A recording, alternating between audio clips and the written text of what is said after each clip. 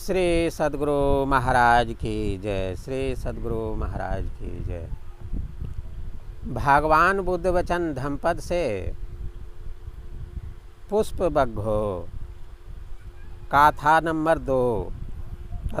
2। शरीर को आसार जानो, मरीचि कर्म स्थानक स्थिविर की कथा 4:2। श्रावस्ती में शास्ता के पास एक भिक्षु ने कर्म स्थान को ग्रहण कर जंगल में जा बहुत प्रयत्न किया, किंतु अरहत तो नहीं पा सका। लौटते समय मार्ग में मरीचि को देख उसके आसार होने को सोचता हुआ अचिरवती यानी राप्ती नदी में स्नान कर किनारे बैठ गया। नदी में पानी के फेन को उठ उठ कर फूटते हुए देख विचार करने लगा कि जिस प्रकार यह फेन उठक फटते हैं वैसे ही यह शरीर भी है। भगवान ने गंधकुटी में बैठे हुए उस भिक्षु के विचारों को जानकर, भिक्षु यह शरीर ऐसा ही है, फेन और मरीचि के समान उत्पन्न और नाश होने के स्वभाव वाला है, कहते हुए इस गाथा को कहा। गाथा नंबर 46।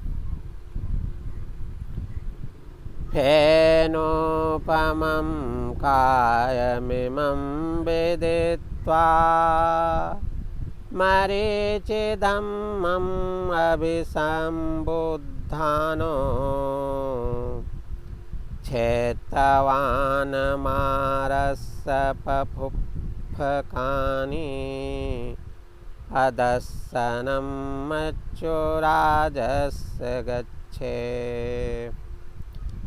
इस शरीर को फेन के समान तथा मृग मरीचा के समान आसार जान, मार के फंदे को तोड़कर यम की दृष्टि से परे हो जाए। श्री सद्गुरु महाराज की जय। प्रभु प्रेमियों, आप लोगों की जानकारी के लिए बता दूं कि भगवान बुद्ध वचन धम्पद नामक इस पुस्तक को आप लोग सत्संग ध्यान स्टोर से ऑनलाइन मंगा सकते हैं। आइए अब इसी कहानी को ऋषिकेश शरण द्वारा संपादित पुस्तक से सुनते हैं। जीवन पानी का एक बुलबुला।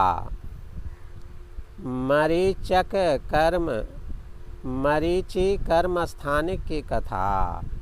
स्थान जेतवन श्रावस्ती। एक भिक्षु विपस्सना साधना करने हेतु वन में गया। उसने चित्त को वश में करने की पूरी कोशिश की, पर वह सफल नहीं हो पाया। उसका ध्यान तुरंत भंग हो जाता था और संतुष्ट होकर उसने सोचा कि शास्ता के पास चलता हूँ और उनसे ही शिक्षा लूँगा कि क्या करूँ। रास्ते में उसने मरीचिका देखी और उसके अंतःनेत्र खुल गए। उसने विचार किया, कितने आश्चर्य की चीज़ है मरीचिका।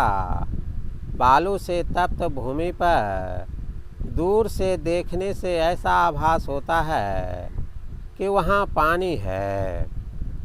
जब आदमी वहाँ पहुँचता है तो उसे पानी नहीं दिखता है, पर कुछ दूर आगे पुनः तप्त बालू के ऊपर पानी का आभास होता है।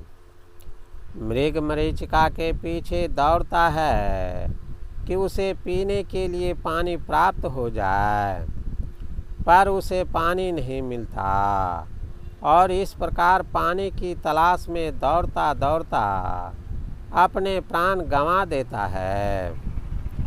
उसने जीवन की तुलना मरीचिका से की और सोचा, यह जीवन भी मरीचिका की तरह है। हम धन दौलत मान सम्मान पद प्रतिष्ठा के पीछे दौड़ते हैं, पर धन दौलत मान मर्यादा पद प्रतिष्ठा किसी से भी हमारी तृप्ति नहीं होती है। कोई एक चीज़ प्राप्त होती है तो फिर दूसरी चीज़ प्राप्त करने के लिए तृष्णा जग जाती है। इस प्रकार तृष्णा के पीछे दौड़ते दौड़ते मनुष्य अंततः मृत्यु तक पहुंच जाता है। चूँकि उस भिक्षु ने मरीचिका के माध्यम से अंतर्ज्ञान प्राप्त किया था, अतः अन्य भिक्षुओं ने उसका नाम मरीचि कर्मस्थानिक रख दिया। वह भिक्षु चिंतन मनन करता हुआ शास्ता के पास पहुंचा। शास्ता ने उसे समझाया, जो व्यक्ति यह समझ जाता है कि यह जीवन मरीचिका के समान है या यह शरीर झाग के बुलबुले के समान है, वह जीवन के सत्य को समझ जाता है। वह मार के फूल के बाणों को तोड़ देता है। उसे मृत्यु के सम्राट का कभी दर्शन नहीं होता है।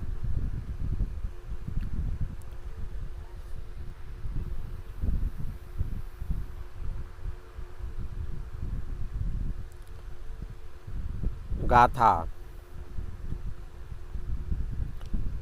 फेनोपमं कायमिमं वेदित्वा मरीचिदमभिसम्बोधानो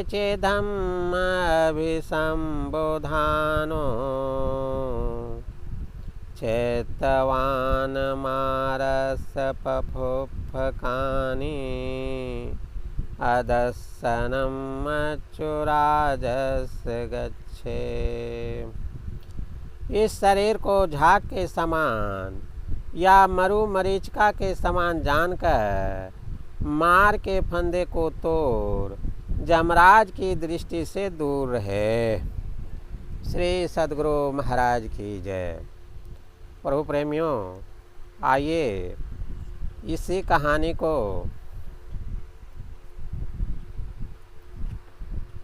ताराराम जी के द्वारा संपादित पुस्तक से सुनते हैं। शरीर को आसार जानो।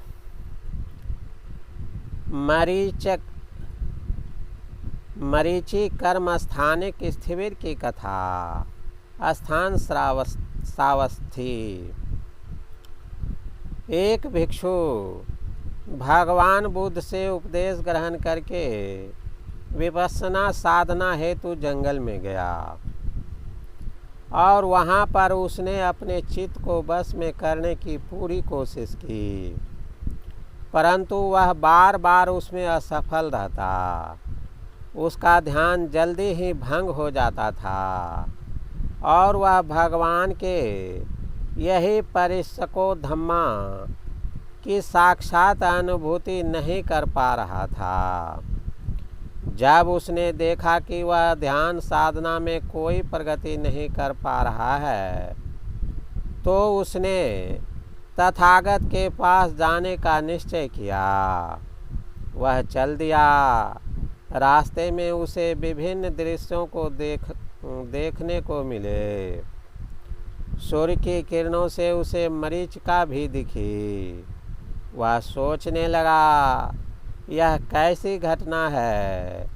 मृग मरीचिका, अरे भ्रम पास जाते ही खत्म। दूर से देखें तो पानी का आभास देती है। बेचारा मृग, प्यासा मृग पानी की चाह में इधर उधर दौड़ता है और वह मरीचिका के पास प्यास बुझाने जाता है, परंतु उसके वहाँ पहुँचते ही वह नज़ारा खत्म हो जाता है। वह मरीचिका वहाँ ठहर नहीं सकती है।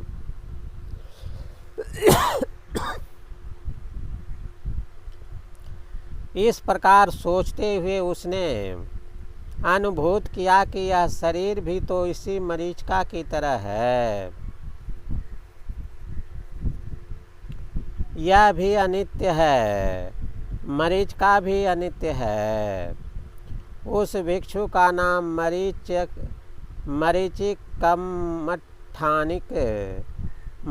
कर्मस्थानिक पड़ गया। ऐसा सोचते समय उसे तथागत के दर्शन हुए। तथागत उसे कह रहे थे, जो व्यक्ति जानता है कि यह शरीर फेन झाग के समान है, क्षणभंगुर है, एक मरीचिका है, वह मार के पुष्पमय बाणों को तोड़ देता है और मृत्यु के सम्राट का कभी भी दर्शन नहीं करता है। वह बालू के बने घरौंदे की माफिक इस दुनिया को जानकर मार के कोमल बाणों से बच जाता है और जीवन और मृत्यु के भवसागर से पार हो जाता है। यह शरीर तो पानी में उठे बुलबुलों की भांति है, जो क्षणिक उत्पन्न होते हैं और नष्ट हो जाते हैं।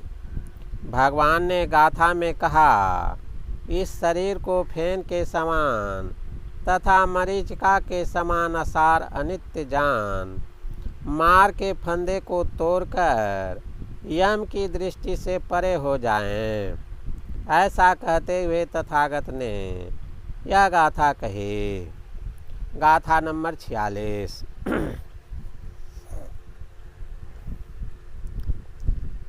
फेनोपमं कायमिमं विदित्वा मरीचिदम् अभिसम्बुधानो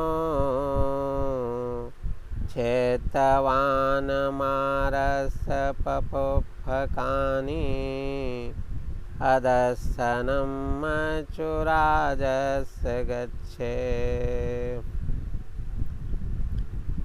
इस शरीर को फेन के समान तथा मृग मरीचिका के समान असार जान, मार के फंदे को तोड़कर यमराज की दृष्टि से परे हो जाए।